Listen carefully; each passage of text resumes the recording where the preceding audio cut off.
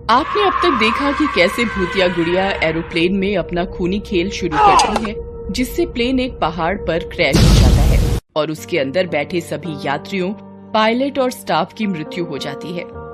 इसके बाद भूतनी क्या करती है क्या नहीं, अब देखिए आगे। प्लेन क्रैश होने के बाद भूतनी वापस अपनी गुड़िया के अंदर आकर वहाँ से गायब हो जाती है, जिसके बाद वो टापू पर इधर उधर घूमने लगती है। वाह, भले ही सफर कितना भी इरिटेटिंग क्यों ना रहा हो, लेकिन इसकी मंजिल बहुत खूबसूरत है। बस यहाँ अच्छा अच्छा शिकार और मिल जाए, फिर तो मजा आ जाएगा। टापू की सुंदरता को निहारते हुए भूतिया गुड़िया वहाँ रहने वाले आदिवासियों के कबीले में पहुँच जाती है, जहाँ पहुँचकर वो अपने अगले शिकार की खोज करने लगती है। यहाँ लोग शहर या गांव से कुछ अलग दिख रहे हैं, कुछ नया और इंटरेस्टिंग होगा। इनके साथ अलग खेल खेलूंगी। इस पर गुड़िया कबीले में एक घर के सामने जाकर बैठ जाती है, जिस पर वहाँ खेल रही बच्ची बिजुरी की नजर पड़ती है। कबीले में पहली बार कोई नया खिलौना एक गुड़िया देखकर बिजुरी उस पर आकर्षित हो जाती है और भूतिया गुड़िया को अपने साथ घर ले आती है। ए बिजुरी, ये शहरी खिलौना कहाँ से ले आई? रास्ते में मिली, सुंदर है, मेरे को चाहिए थी इसीलिए ले आई, अभी मेरी ही है। पर ऐसा खिलौना कबीले में कैसे आया? सुबह पहाड़ के पास जो प्लेन क्रैश हुआ, मेरे को लगता वहीं से आई। मेरे को ये पसंद है तो अब से मेरे पास ही रहेगी।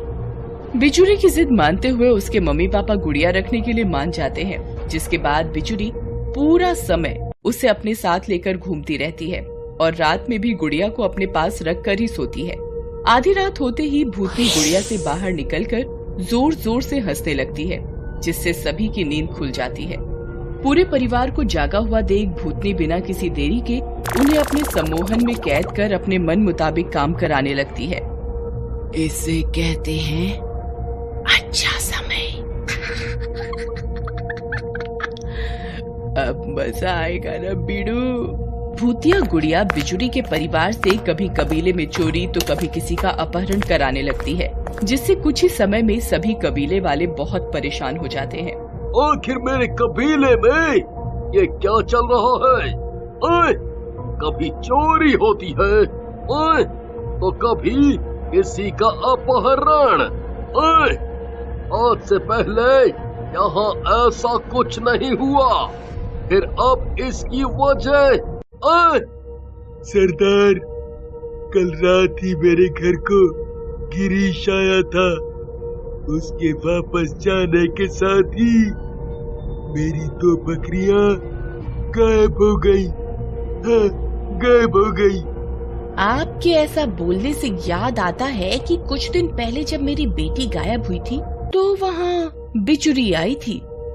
इसी के साथ कबीले वाले बिजुरी और उसके परिवार के अजीब व्यवहार और घटनाओं से जुड़े होने की बातें सरदार को बताने लगते हैं, जिन्हें सुनकर कबीले का सरदार कुछ लोगों को दामिनी, गिरीश और बिजुरी को सभा में बुलाने के लिए उनके घर भेजता है।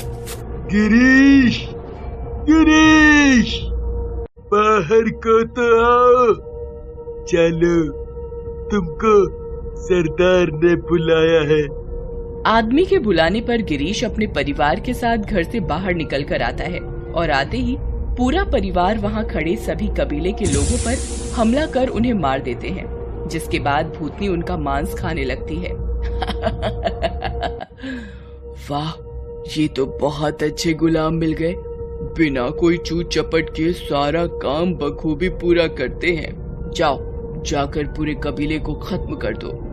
भूतनी की बात मानते हुए बिजुरी का परिवार कबीले के लोगों को मारने के लिए सरदार के पास पहुंच जाते हैं, जहां पहुंचकर वो बिना कोई देरी किए लोगों पर हमला करना शुरू कर देते हैं, जिसे देखकर कबीले का सरदार लोगों को बचाने के लिए उन तीनों के सिर पर लाठी मारकर उन्हें बेहोश कर देता है। ये कबीले के लिए खतरनाक है, इसलिए इन्हें ले जाके गुफा में कैद कर दो। बिजुरी के परिवार के कैद होते ही गुड़िया की भूतनी को अपनी ताकत के कमजोर होने का एहसास हो जाता है और वो गुस्से से लाल होकर तुरंत सरदार के पास पहुंच जाती है। तूने मेरे गुलाम को कैद करने की हिम्मत कैसे की? उनकी वजह से मेरे सभी काम आसानी से हो रहे थे, पर तूने उसमें गुगली मार दी। अब तेरी इस हरकत का अंजाम पूरे गांव को भुगतना पड़ेगा। इसी गुस्से में भूतनी अपने जादू से कबीले में हर तरफ तूफान उठा देती है, जिससे बचने के लिए सब इधर उधर भागने लगते हैं। इस बीच भूतनी कबीले के सरदार पर हमला कर उसे मार देती है। सरदार की मृत्यु से पूरा गांव डर से कांप जाता है। सब मरेंगे, एक एक कर सबको मार दूंगी, कोई जिंदा नहीं बचेगा। अब भूतनी कबीले वालों पर बिजली गिराने लगती है, जिससे पूरे कबीले में आग लग जाती है और लोग इस आग में जलकर मरने लगते हैं। अपने कबीले को तबाह होते हुए देखकर भीषण भूतनी को रोकने की योजना सोचने लगता है। न जाने कहां से ये भूतनी कबीले में आकर तबाही मचा रही है। मुझे जल्दी कुछ करना होगा, नहीं तो ये पूरे कबीले को शमशान बना देगी। अपने कबीले को बचाने की योजना सोचते हुए भीषण एक पत्थर उठाकर भूतनी पर फेंकने लगता है, जिससे भूतनी का ध्यान भीषण की तरफ भटकता है और वो उस पर हमला करती है, जिससे बचते हुए भीषण वहां से भागना शुरू करता है। कबीले में एक जगह से दूसरी जगह भागते हुए भीषण उसी गुफा के पास पहुंच जाता है, जहां बिजुरी के परिवार को कैद किया होता है। यहाँ तो बिजुरी और उसका परिवार कैद हैं। एक तरफ कुआं, एक तरफ खाई, बीच में फंस गया भीषण भाई। क्या करें, क्या करें? इसी असमंजस में भीषण भूतनी के वहां पहुंचने से पहले बिना कुछ सोचे समझे गुफा के अंदर घुस जाता है। एक तरफ भूतनी गुस्से में गुफा के बाहर भीषण को ढूंढ रही होती है, तो दूसरी तरफ गुफा के अंदर बिजुरी और उसका परिवार उसे मारने के लिए आगे बढ़ रहा होता है। मैं तुम्हारे कबीले वाला हूँ गिरीश, तुम अपने ही कबीले के लोगों को मारोगे। रुको रुको, अरे कोई तो इन्हें रोको, बचाओ। भीषण के चिल्लाने की आवाज सुनकर भूतनी गुफा के पास आ जाती है। मुझसे बचने के लिए मेरे ही गुलाम के पास पहुंच गया।